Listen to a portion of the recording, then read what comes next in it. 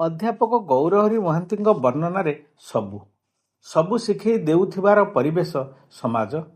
ସବୁ ମହନୀୟତା ଶିଖିବାକୁ ପାଇଥିବାରୁ ସାମାଜିକ, ସବୁ ଅସହ୍ୟ ହୁଏ ବୋଲି ତ କଷଣ, ସବୁ ସହିଯିବାକୁ ଦରକାର ପଡ଼େ ଧୈର୍ଯ୍ୟବାନ, ସବୁ ହାତ ହୁଏନା କେବେ ହତିଆର, ସବୁ ଆହତ ହୁଏନା କେବେ ଅସ୍ତ୍ରର, ସବୁ ପଇସାବାଲା ହୋଇଯାଆନ୍ତୁ ଭଦ୍ର, ସବୁ ବିଚାର ପାଲଟି ଯାଉ ବିବେକର,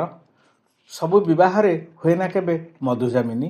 ସବୁ ସଉତୁଣୀ ହୁଅନ୍ତି ନାହିଁ ସାବିତ୍ରୀ, ସବୁ ପ୍ରତାରଣା ପାଏନା ବିଚାର, ସବୁ ବାଧ୍ୟବାଧକରେ ଅଣା ନଯାଉ ଆଦର, ସବୁ ଘଟଣାର ମୁଖ ସାକ୍ଷୀ ନୁହେଁ ଆଖି, ସବୁ ମୁହୂର୍ତ୍ତ ମୂଲ୍ୟବୋଧ ପଲକ, ସବୁ ପ୍ରଥମ ଗୁରୁଦାୟିତ୍ୱ ନିଏ ପ୍ରାଥମିକତା, ସବୁ ଦୁଃଖକୁ ସାଉଁଟିଛି ବୋଲି ତ ସଖା, ସବୁ ଶୟନରେ ଆସିପାରେନା ସ୍ୱପ୍ନ, ସବୁ ସମ୍ଭାବନାମୟ ରୂପ ନିଏ ଦୀପାଳି, ସବୁ ସତ ଘଟଣାଗୁଡ଼ିକ ଅପ୍ରୀତିକର ବୋଲି ଅସହିଷ୍ଣୁ, ସବୁ ଶରଣ ସଂଜ୍ଞା ଆଣେନା ମରଣ, ସବୁ ଧାରଣା ହୁଏନା କେବେ ଅକାରଣ, ସବୁ ଧାରାର ଜଳ ଆଣିଦିଏ ତୃପ୍ତି, ସବୁ ଧରାର ଜଳ ଜୀବନ ପାଇଁ ପରିତୃପ୍ତି, ସବୁ ଅଛିଣ୍ଡା ରହିଯାଇଛି ବୋଲି ତ ଭଗ୍ନାଂଶ,